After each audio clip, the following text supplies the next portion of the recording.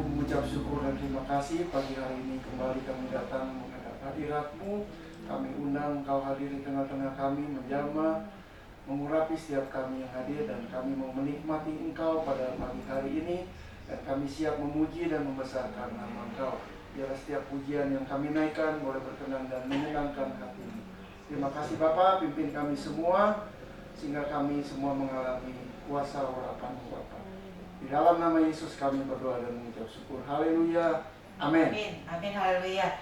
Mari saya undang untuk bangkit berdiri. Kita akan memuji Tuhan dan kita akan ucapan syukur kita di hadapan Tuhan, karena Dia baik, selalu baik, dan dengan bersyukur kita akan mendapatkan berkat. Dengan bersyukur kita akan mendatangkan mujizat. Amin. Haleluya.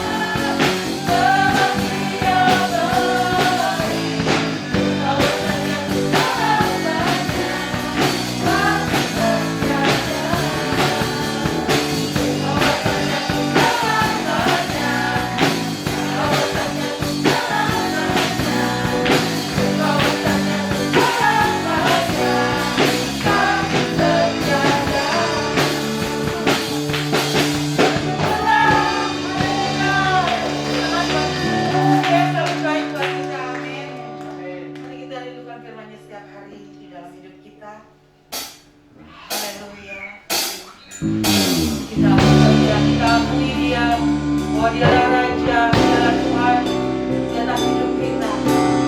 Haleluya.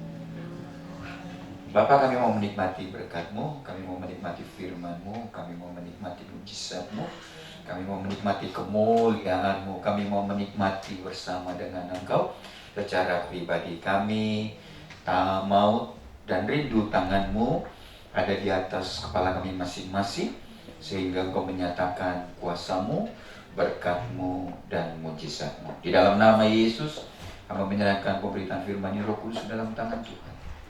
Biarlah nama Tuhan dipermuliakan, dan kami siap mendengar dan melakukan firman. Haleluya. Amin. Shalom. Nama Tuhan hari ini bersama-sama dengan saudara. Mari kita buka saja Injil Yohanes pasal yang ke-10 ayat yang pertama sampai dengan ayat yang ke-10. Judul khotbah saya, Anda wajib tahu. Anda wajib tahu. Apa yang harus wajib saudara ketahui dari kebenaran firman Tuhan pada pagi hari ini di ibadah yang kedua ini. Nanti saudara akan lihat beberapa ayat atau beberapa kitab yang ingin saya sampaikan pada Bapak Ibu Saudara sekalian. Yohanes pasal atau Injil Yohanes pasal yang ke-10 ayat yang pertama sampai dengan ayat yang ke-10. Aku berkata kepadamu, sesungguhnya siapa yang masuk ke dalam kandang domba dengan tidak melalui pintu, tetapi memanjat tembok, ia adalah seorang pencuri dan seorang perampok. Tetapi siapa yang masuk melalui pintu, ia adalah gembala domba. Untuk dia penjaga membuka pintu dan domba-domba mendengarkan suaranya, dan ia memanggil domba-dombanya masing-masing menurut namanya dan menuntunnya keluar.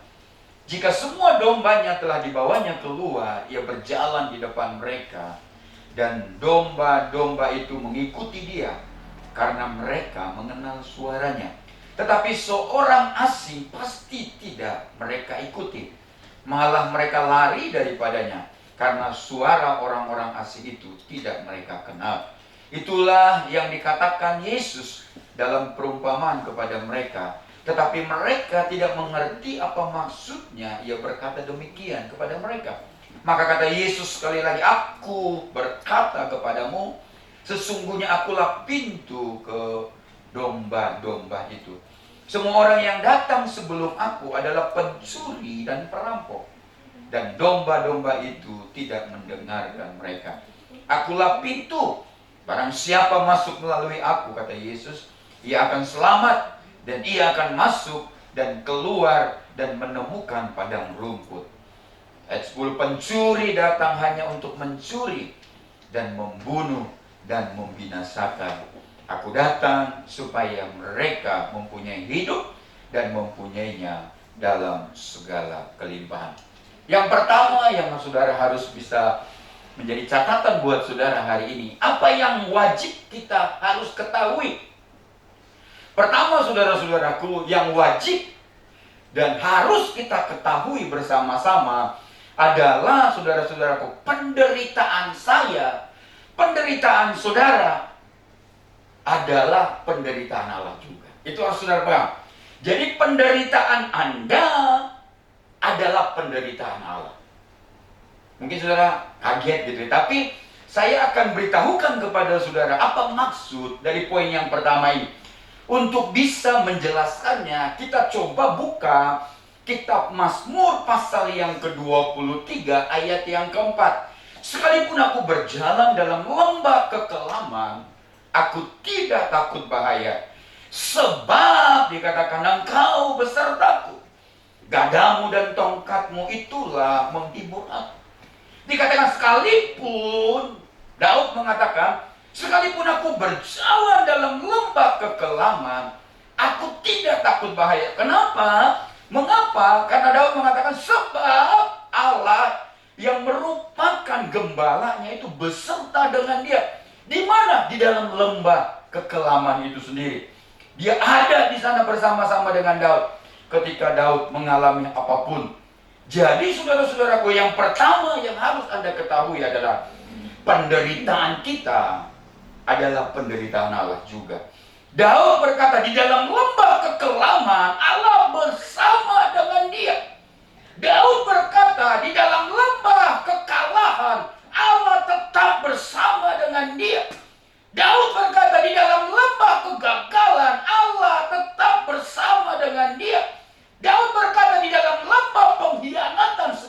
sekalipun Allah tetap bersama dengan dia. Bahkan di dalam lembah penipuan sekalipun Allah tetap bersama-sama dengan dia. Tuhan tidak tinggalkan dia sekalipun ada di dalam lembah kekelaman. Tuhan tidak pernah tinggalkan dia sekalipun dia ada di dalam lembah kekalahan. Tuhan tidak pernah tinggalkan dia sekalipun dia dalam keadaan gagal, saudara-saudaraku. Tuhan tidak pernah meninggalkan dia sekalipun orang-orang di sekelilingnya mengkhianati dia. Tuhan tidak pernah tinggalkan dia sekalipun orang-orang di sekelilingnya mengkhianati dia, menipu dia. Artinya dalam kondisi sekalipun menderita, Allah itu tetap berdampingan, tetap ada bersama-sama dengan dia. Kenapa? Karena penderitaan saudara dan saya merupakan penderitaan Allah juga. Allah dapat tanggung dan rasakan. Jadi dalam tangis saudara, kadang juga Tuhan menangis. Artinya ketika Anda menderita, Allah juga menderita, saudara-saudaraku. Oleh sebab itu, saudara bisa baca kitab Kejadian sampai Wahyu. Tidak pernah kita temukan sumber penderitaan itu dari Allah. Karena Tuhan tidak mau kita menderita. Dalam Injil Yohanes pasal yang ke-10 ayat yang baru kita baca, ayat yang keempat dikatakan, jika semua domba-dombanya telah dibawanya keluar, dia berjalan di depan mereka, dan domba-domba itu mengikut dia. Lihat nih, karena mereka mengenal suaranya. Ayat 4 ini Yesus menjelaskan hubungannya dengan murid-muridnya, yaitu antara domba dan gembala. Sang gembala berjalan di depan dan domba-dombanya mengikuti dia. Dia mau pastikan semua domba yang mendengar, yang mengenal suara gembalanya pasti terjaga, pasti dalam kondisi aman, pasti terproteksi oleh Tuhan, pasti terpelihara oleh Tuhan. Oleh sebab itu saudara-saudaraku, seandainya apapun yang mengancam domba-dombanya, sang gembala itu pasti membelanya. Sang gembala itu pasti melindungi, karena sang gembala tidak mau satupun dombanya itu menderita. Karena ketika dombanya menderita, sang gembala pun menderita. Sama dengan kita, ketika anak kita sakit, kita dapat rasakan sakitnya. Ketika anak kita menderita, kita dapat rasakan penderitaan. Bapa juga mengalami hal yang sama. Ketika saudara dan saya sebagai anak, Bapa di surga dapat merasakan apa yang kita rasakan. Domba-dombanya sangat mengenal suara gembalanya. Seperti itulah hubungan Yesus dengan murid-muridnya. Dan seperti itu juga hubungan Yesus dengan saudara. Tapi kemudian saudara-saudaraku, gambaran yang pertama antara gembala dengan domba, tapi di ayat yang ke-7 di Yohanes pasal yang ke-10, di ayat yang ke-7, maka kata Yesus sekali lagi, aku berkata kepadamu, sesungguhnya akulah pintu ke domba-domba itu. Di ayat 7 ini kemudian Yesus mengganti gambaran hubungannya dengan murid-muridnya. Yesus menyebut dirinya sendiri sebagai pintu ke domba-domba itu. Jadi saya mau mengatakan ayat 4 dan ayat yang ke-7 dalam kitab Yohanes pasal yang ke-10, Yesus menjelaskan tentang sebuah jaminan.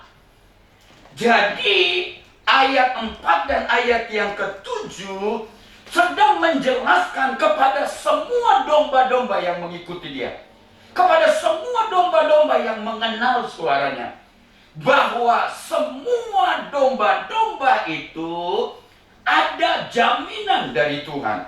Jaminan apa Pak Kennedy? Yaitu jaminan perlindungan, jaminan penyediaan segala kebutuhan sang domba-domba yang mengikuti gembalanya, yaitu Yesus. Saya mengatakan saudara-saudaraku, ketika itulah sebabnya Daud mengatakan, ketika dia ada di dalam lembah kekelaman, dia tidak takut karena ada jaminan keamanan. ada jaminan penyertaan, ada jaminan penyediaan dari segala kebutuhan sang domba-domba itu. Ini harus Anda tahu. Sekali lagi, ketika saudara sebagai domba, sebagai anak, menderita, Allah pun turut merasakan penderitaan saudara. Ketika saudara menangis, Allah pun turut merasakan tangisan saudara. Karena Dia adalah sang gembala itu.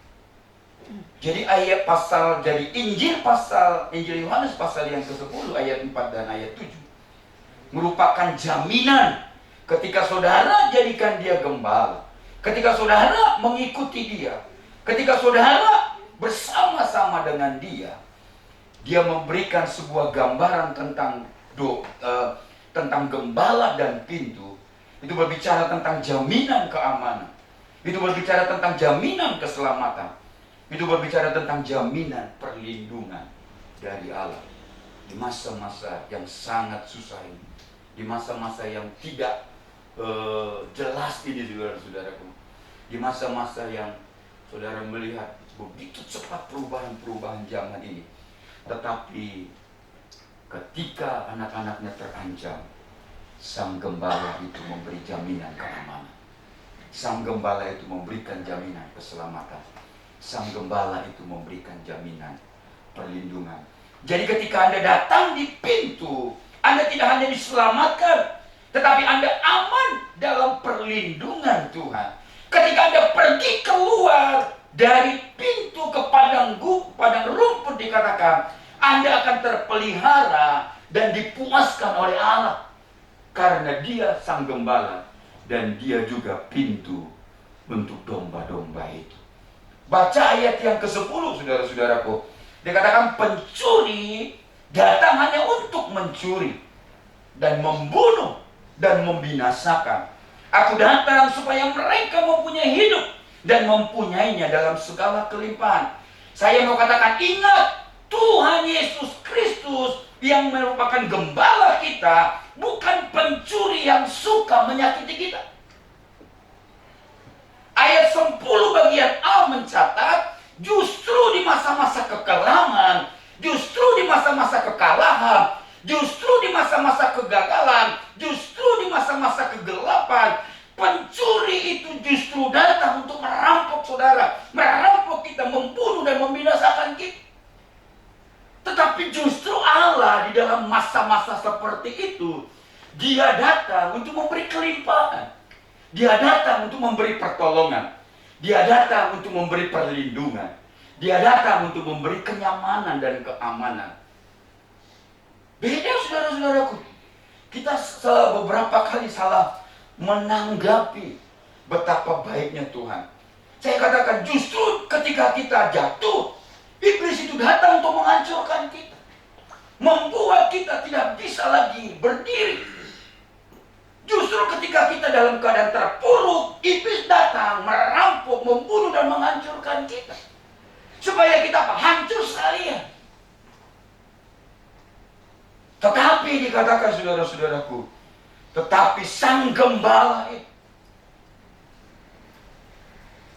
sang pintu itu, ketika kita dikatakan gagal, ketika kita ada di dalam kegelapan, ketika kita ada di dalam kelemahan, ketika kita ada dalam kondisi kekalahan, kalah, saudara-saudaraku, Dia datang memberi kelimpahan. Dia datang memberi hidup. Dia datang memberi perlindungan. Dia datang memberi rasa aman. Dia datang memberi rasa kecukupan. Dia bawa kita kepada rumput yang hijau. Tapi sebaliknya saya katakan, Tuhan Yesus datang untuk membawa terang saat kita berjalan dalam kegelapan. Justru Yesus datang membawa kelimpahan saat kita kekurangan, saat kita kekeringan, saat kita paceklik, saudara-saudaraku. Justru Yesus datang menghampiri kita, menemani kita saat kita ada di dalam lembah kekelaman. Itulah sebabnya saya katakan, ketika saudara menderita, Allah menderita. Dia Dia tidak mau penderitaan itu terus berlanjut dalam hidup kita. Dia tidak mau terus kekeringan itu berlanjut dalam hidup kita. Tetapi iblis itu dia mau kita terus menerus ada di dalam penderitaan. Lihat kitab Ayub. Ketika dia sudah hancurkan hidup Ayub, dia ingin hancurkan semuanya, saudara-saudara. Dia ingin hancurkan, iblis itu ingin hancurkan hubungan Ayub dengan Allah. Kepercayaan Ayub dengan Allah. Karena dengan kehancuran hubungan Ayub dengan Allah, hancur segala-galanya. Tidak ada pemulihan lagi. Iblis itu cara kerjanya, saudara-saudara. Ketika kita ada di dalam kegelapan, iblis itu bawa kita lebih gelap, lebih kelam lagi. Tapi sebaliknya ketika Yesus, ketika kita ada di dalam kegelapan, Dia tuntun kita, Dia gendong kita, supaya kita sampai tiba di dalam terangnya itu. Kalau iblis itu ketika kita dalam keadaan takut, iblis itu malah menghancurkan kita, membuat kita bukan hanya takut, saudara, tapi membuat kita semakin takut dan semakin takut, sehingga kita tidak bisa menatap ke depan, kita tidak bisa melihat masa depan yang Tuhan sediakan. Dia hancurkan kita, Dia butakan hati kita, Dia butakan mata kita, Dia butakan pikiran kita, supaya kita tidak bisa melihat janji-janji Tuhan yang luar biasa, yang Tuhan janjikan di depan. Sekali lagi saya katakan, justru Yesus datang menghampiri kita. Justru Yesus datang ke lembah kekelaman itu menemani kita. Tetapi ketika iblis berbeda, ketika kita ada di dalam lembah kekelaman itu, dia malah buat kita tidak bisa keluar dari lembah itu, supaya suatu saat kita mati, putus asa, dan meninggalkan Tuhan. Justru Yesus datang membuka jalan bagi kita saat kita tidak punya jalan. Tetapi iblis beda. Di masa-masa kekelaman, di masa-masa kesuraman, di masa-masa pecaklik, di masa-masa kekeringan, ketika kita kalah, kita gagal, ketika kita ada di dalam kegelapan, dia malah sebaliknya datang untuk mencuri, justru dia datang untuk merampok, dia justru datang untuk membunuh, dia justru datang untuk membinasakan kita. Justru Yesus datang untuk memelihara, memberi makan dan melindungi kita. Jadi jangan pernah salah sangka kepada Yesus dan berkata, di mana Tuhan dikala aku sendiri? Di mana Tuhan ketika aku menderita? Di mana Tuhan ketika aku susah? Di mana Tuhan ketika aku gagal? Jawabannya jelas, Dia tetap ada bersama dengan kita. Dia tetap ada bersama dengan kita. Ingat baik-baik, penderitaan Anda adalah penderitaan Allah. Terlalu indah untuk melupakan pernyataan ini, saudara-saudaraku. Ini wajib Anda ingat. Dia tidak pernah memberi Anda penderitaan. Tapi Dia malah justru datang meninggalkan surga, supaya saudara dapat hidup, dan hidup di dalam kelimpahan.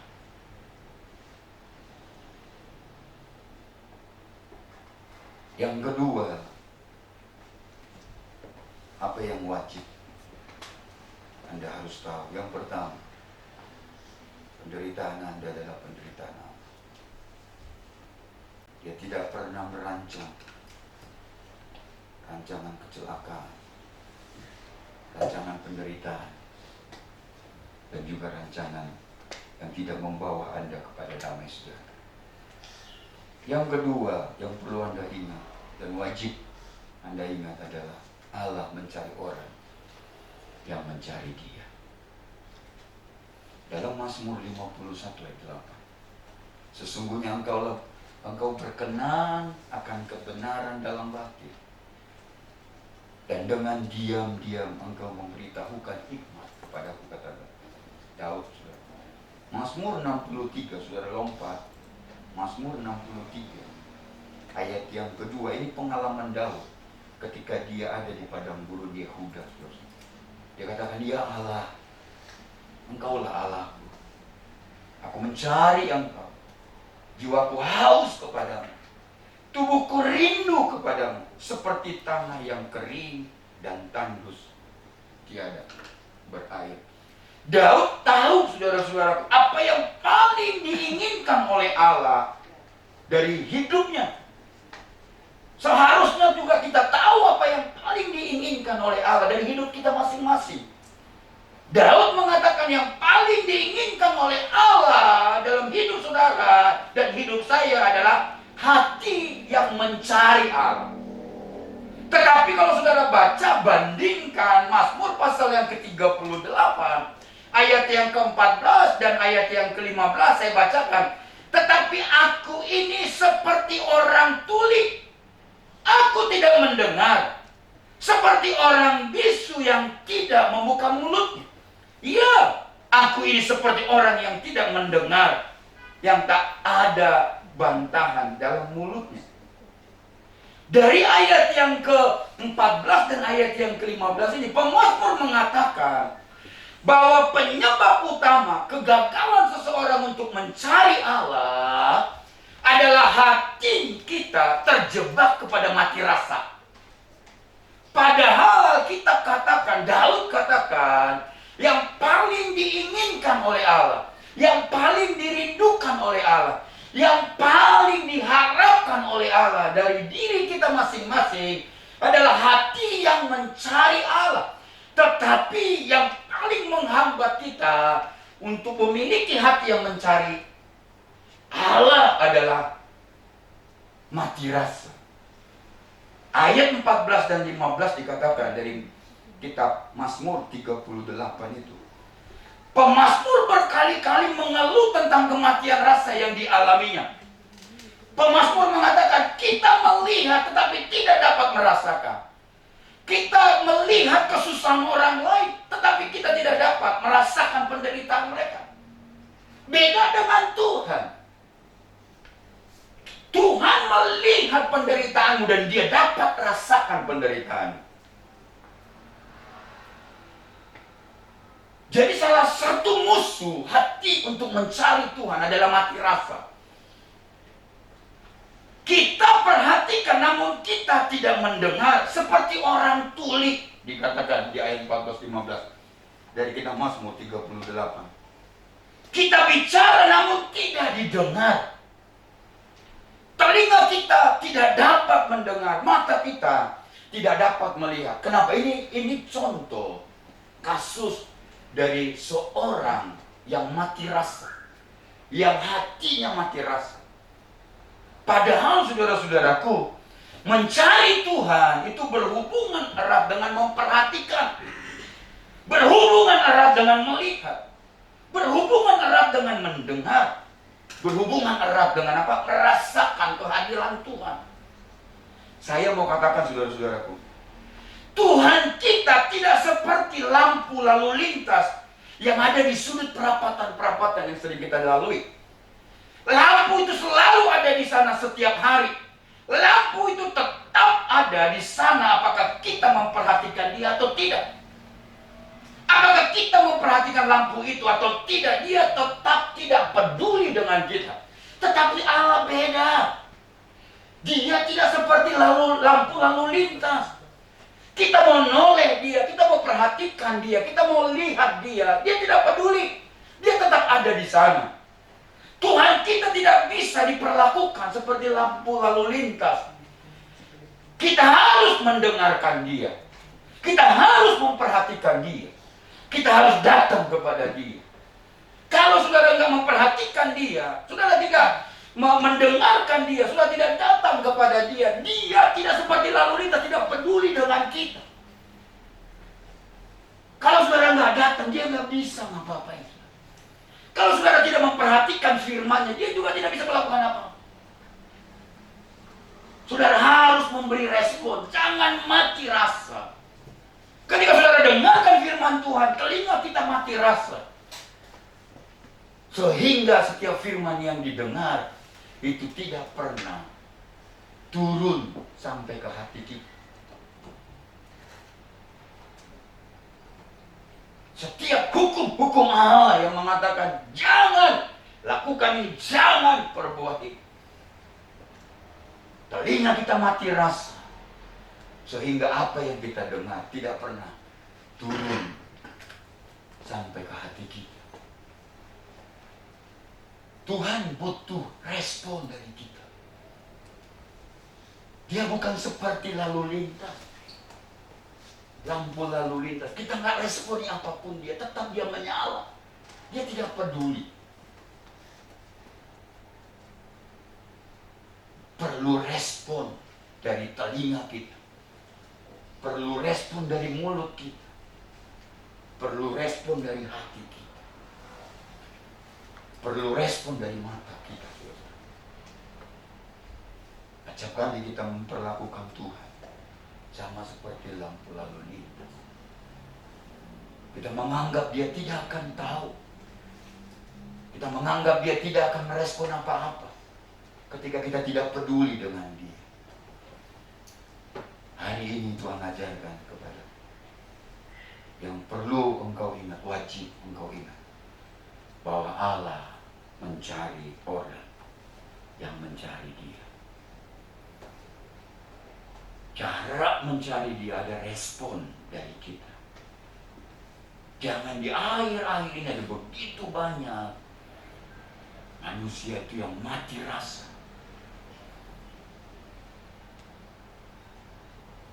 Dia melihat keadaan orang lain. Dia hanya tahu keadaannya. Karena kita mati rasa, kita tidak peduli. Tuhan tidak seperti itu.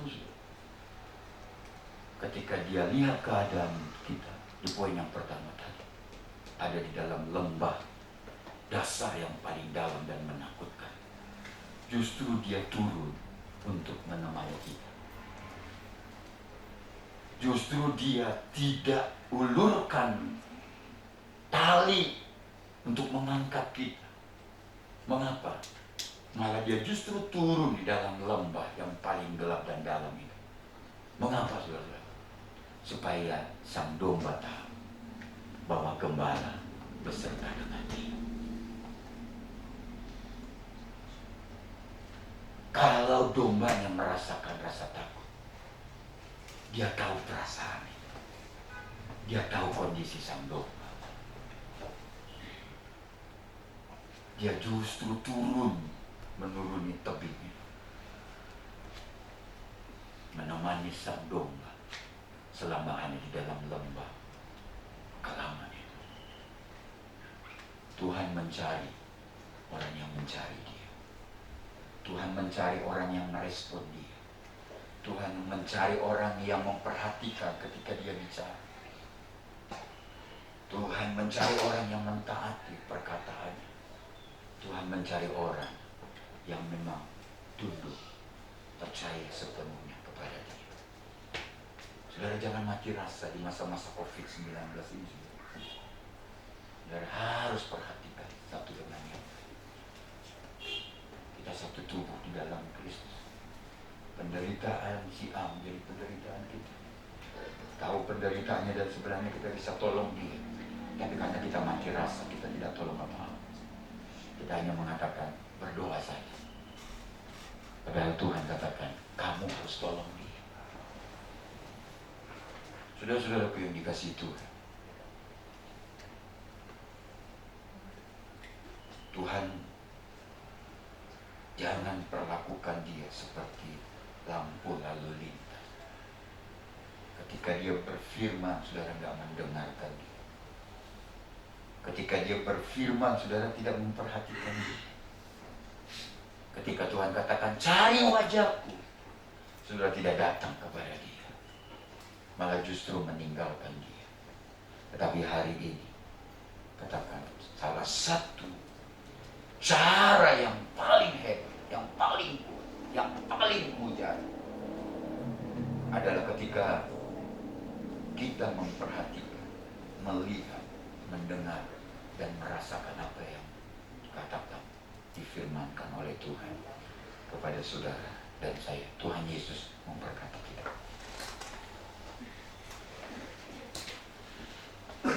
Kita naikkan satu pujian, Engkaulah Engkaulah. Haleluya.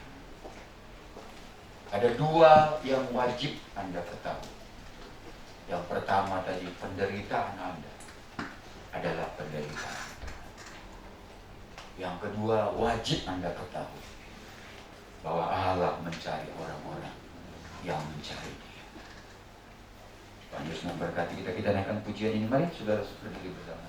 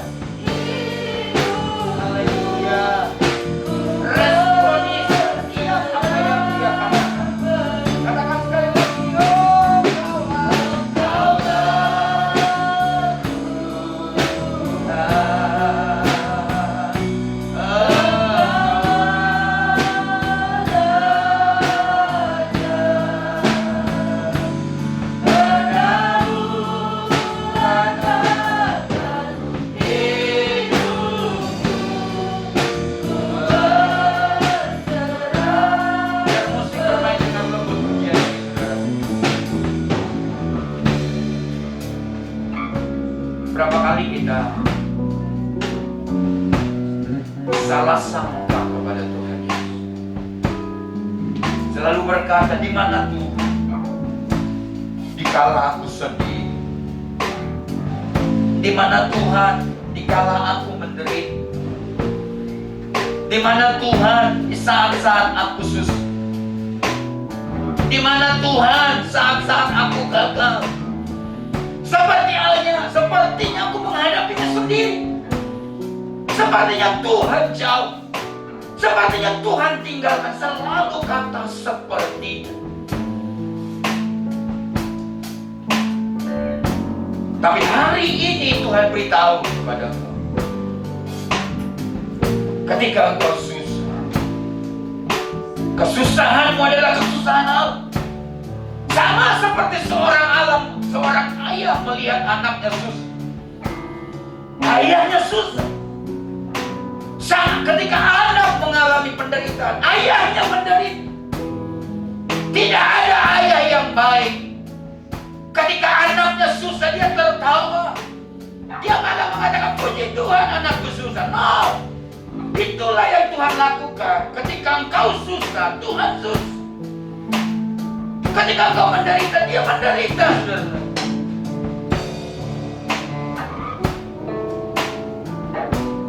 Hari ini Tuhan mau katakan, kalau engkau merasa ada di lembah kekelaman, engkau merasa ada di dalam kegagalan, engkau merasa ada di dalam keterpurukan, engkau merasa ada di paling bawah kondisi, Tuhan katakan dia turun supaya dia dapat merasakan apa yang kau rasakan. Dia bukan pencuri. Ketika engkau susah, si pencuri itu malah menghancurkan, merampok engkau dan membinasakan. Tapi Yesus adalah gembala yang baik. Yesus katakan dia adalah pintu, dia adalah jalan masuk, dan dia juga adalah jalan keluar dari segala persoalan ini. Oleh sebab itu di masa-masa susah ini, engkau jangan pernah mencari pintu yang lain. Karena ketika engkau masuk masuk, engkau akan dihancurkan di dalam pintu itu. Karena Pak Yesus katakan, selain aku, semua perampok, semua pencuri. Jangan memasuki pintu yang lain.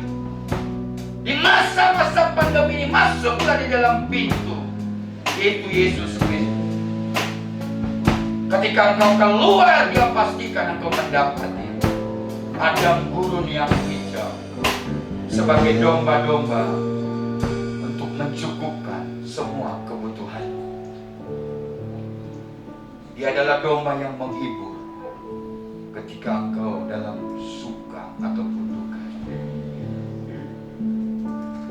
Kedua, Tuhan tidak pernah, jangan pernah sekali-sekali engkau harus ingat itu. Jangan pernah engkau sekali-sekali mati rasa dengan kehadiran Tuhan di sisimu. Jangan pernah sekali-sekali engkau mati rasa, pendengaranmu mati rasa, penglihatanmu mati rasa, hatimu mati rasa dengan kebenaran-kebenaran firman Tuhan yang kau dengar.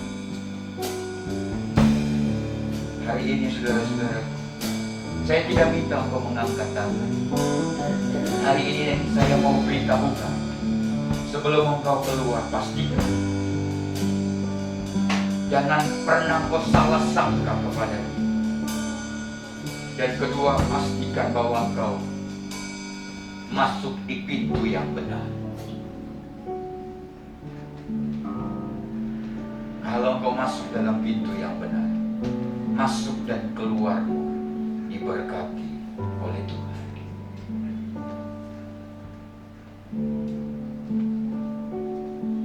Saudara-saudaraku yang dikasihi Tuhan, bolehkah hari ini buka mulut kita dan hati kita berkata, Tuhan ampuni saya ketika saya salah sangka, ketika saya mengatakan bahwa Engkau tidak peduli dengan saya, Engkau tidak peduli di saat-saat saya sendiri. Ampuni saya. Beberapa bulan ini, beberapa hari, beberapa minggu ini, selalu saya mempertanyakan di mana Tuhan di saat-saat saya gagal, di saat-saat saya menderita, di saat-saat saya membutuhkan pertolongan. Engkau sudah tahu kebenaran firman Tuhan. Gembala itu tetap bersama-sama dengan Tuhan. Dia bukan pencuri yang menambahkan persoalan dan menghancurkan masa depan. Justru di saat-saat engkau gagal,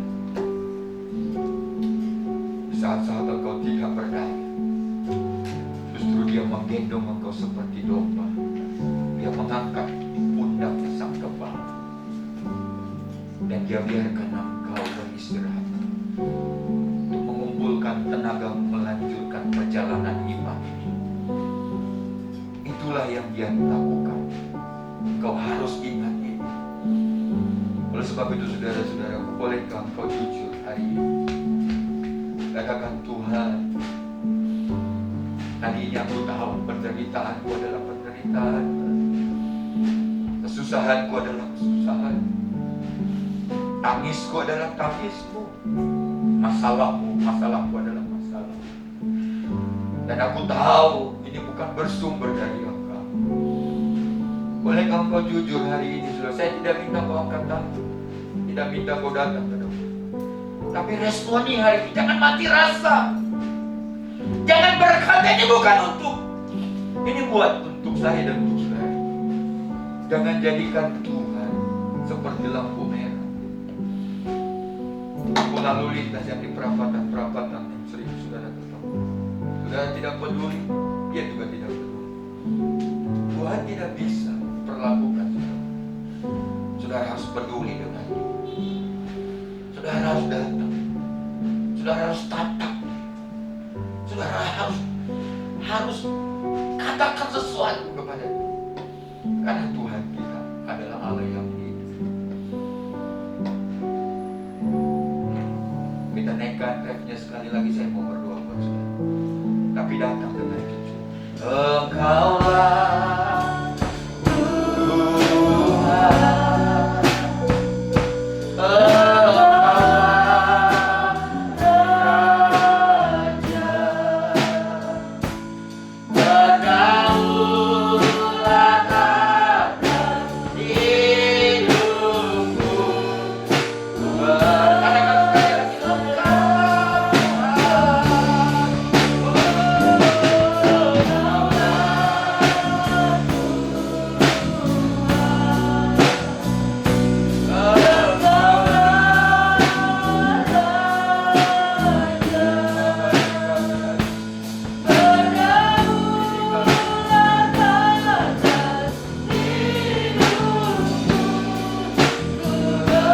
Katakan sekali lagi, Engkaulah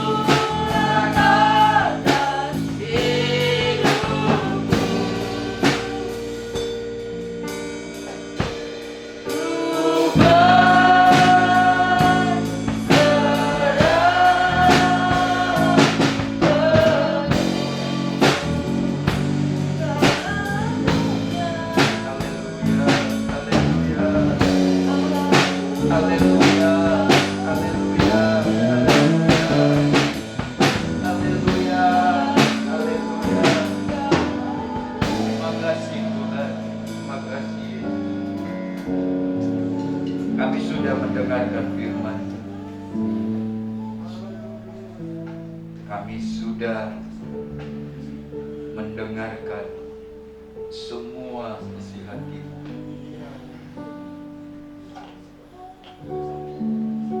Kami tidak mau mati rasa. Tuhan sudah bicara, kami pura-pura tidak mendengar. Tuhan sudah bicara, kami pura-pura tidak menoleh. Pura-pura tidak melihat. Tuhan sudah menuntut, kami pura-pura tidak tahu. Hari ini kami mau merespon itu. Kami mau memperhatikan firman Tuhan. Terima kasih Bapa di dalam surga, kebenaran firman Tuhan yang hari ini kami dengar. Kami akan pulang dan meninggalkan tempat ini. Kami akan memberikan persembahan kami dan memasukkan di kotak yang sudah disediakan. Kami memberikannya dengan rasa syukur dan bangga karena pemeliharaan-Mu dan berkat-Mu yang luar biasa bagi kami.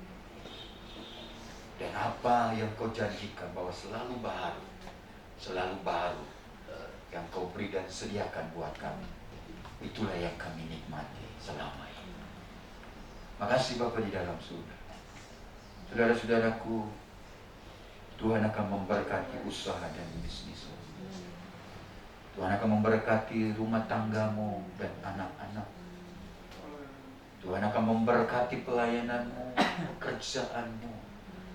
Dan Tuhan sedang dan sudah mendengar doa-doamu yang kau naikkan di hadapan Tuhan. Dia mempersiapkan yang terbaik buat. Dia akan terus mengangkat engkau. Dan terus mengangkat engkau. Dan terus mengangkat engkau. Berjalanlah bersama Dia. Karena hari esok ada di tangannya. Oleh sebab itu saudara-saudara, angkatlah tanganmu. Arahkan hatimu. Dan tangan Tuhan sedang terulur untuk memberkati engkau dan saya. Pribadi lepas pribadi. Pulanglah. Bawalah berkat dari Allah Bapa kita. Kasih sayang dari Yesus Kristus. Serta persekutuan dari Roh Kudus akan menaungi hidup saudara hari ini sampai Maranatha.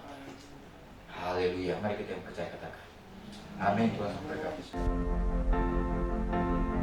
Terima kasih telah mengikuti ibadah online Gereja Efrata.